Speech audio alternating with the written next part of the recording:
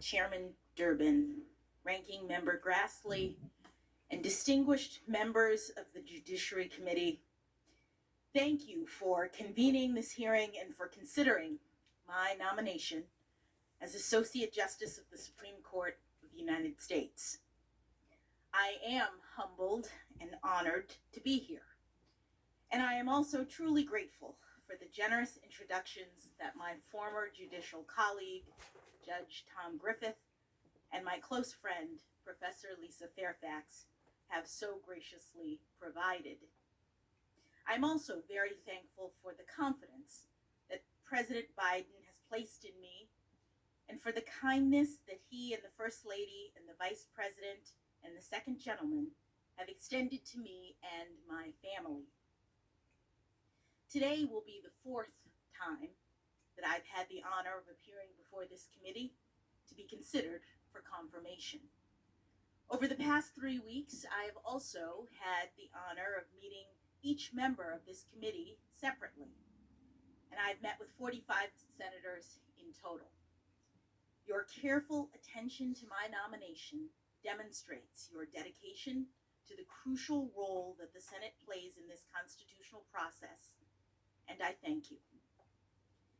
And while I'm on the subject of gratitude, I must also pause to reaffirm my thanks to God, for it is faith that sustains me at this moment. Even prior to today, I can honestly say that my life has been blessed beyond measure.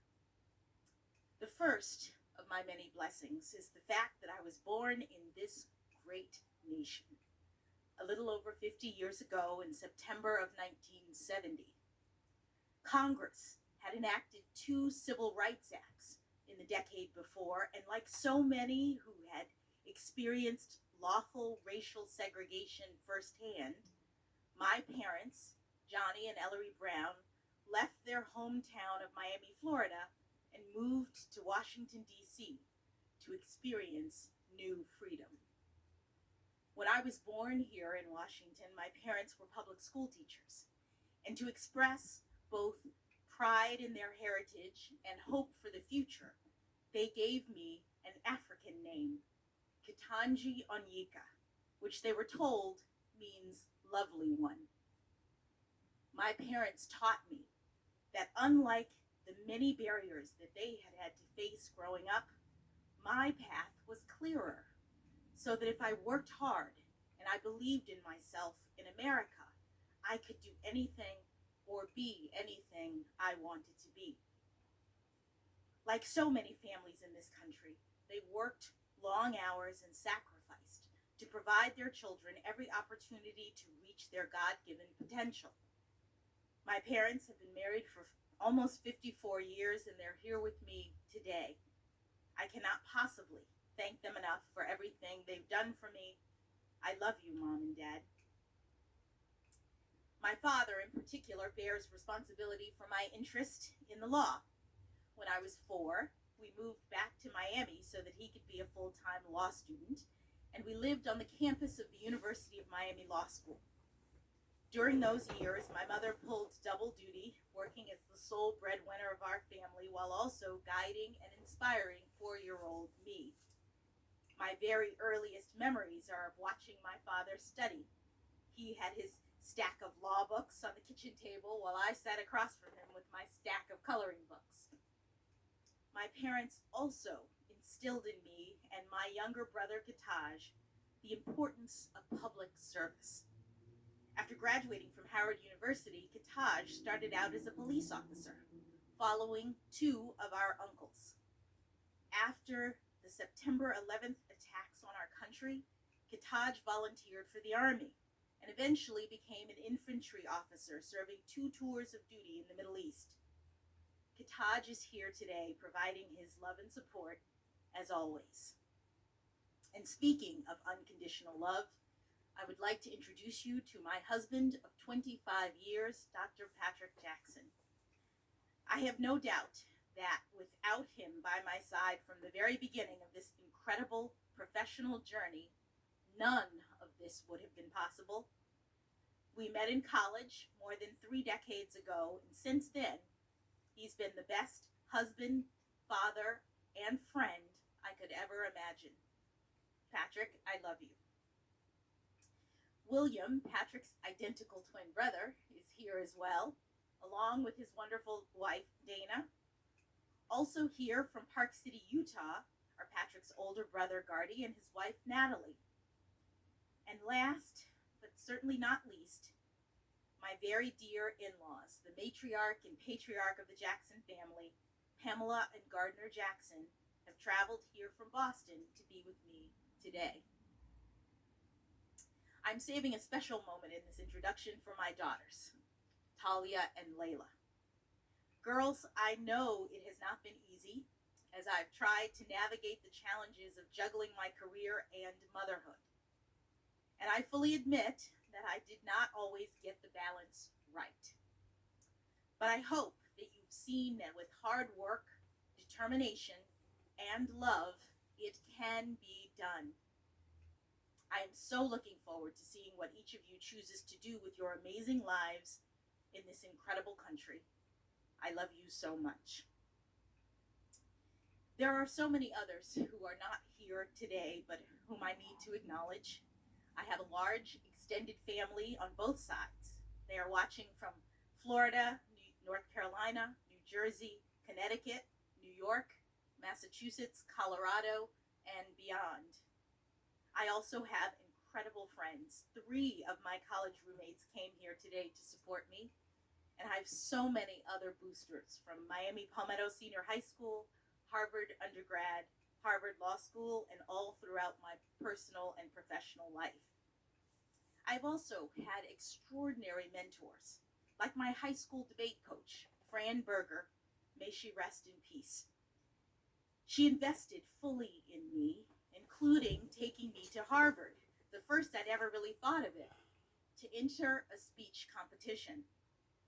Mrs. Berger believed in me, and in turn, I believed in myself. In the category of great mentors, it was also my great good fortune to have had the chance to clerk for 3 brilliant jurists: U.S. District Judge Patty Saris, U.S. Court of Appeals Judge Bruce Selya, and Supreme Court Justice Stephen Breyer. These extraordinary people were exceptional role models. Justice Breyer, in particular, not only gave me the greatest job that any young lawyer could ever hope to have, but he also exemplifies what it means to be a Supreme Court justice of the highest level of skill and integrity, civility, and grace. It is extremely humbling to be considered for Justice Breyer's seat, and I know that I could never fill his shoes. But if confirmed, I would hope to carry on his spirit. On the day of his Supreme Court nomination, Justice Breyer said, quote, "What is law supposed to do, seen as a whole? It is supposed to allow all people, to live together in a society where they have so many different views, so many different needs, to live together in a way that is more harmonious, that is better, so that they can work productively together." End quote. I could not have said it better myself. Members of this committee, if I am confirmed, I commit to you that I will work productively to support and defend the Constitution and this grand experiment of American democracy that has endured over these past 246 years. I have been a judge for nearly a decade now, and I take that responsibility and my duty to be independent very seriously. I decide cases from a neutral posture.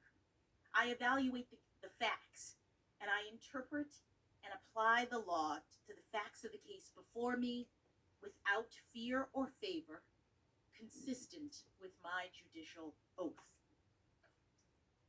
I know that my role as a judge is a limited one, that the Constitution empowers me only to decide cases and controversies that are properly presented. And I know that my judicial role is further constrained by careful adherence to precedent. Now, in preparing for these hearings, you may have read some of my more than 570 written decisions, and you may have also noticed that my opinions tend to be on the long side. That is because I also believe in transparency, that people should know precisely what I think and the basis for my decision. And all of my professional experiences, including my work as a public defender and as a trial judge, have instilled in me the importance of having each litigant know that the judge in their case has heard them, whether or not their arguments prevail in court. During this hearing, I hope that you will see how much I love our country and the Constitution and the rights that make us free.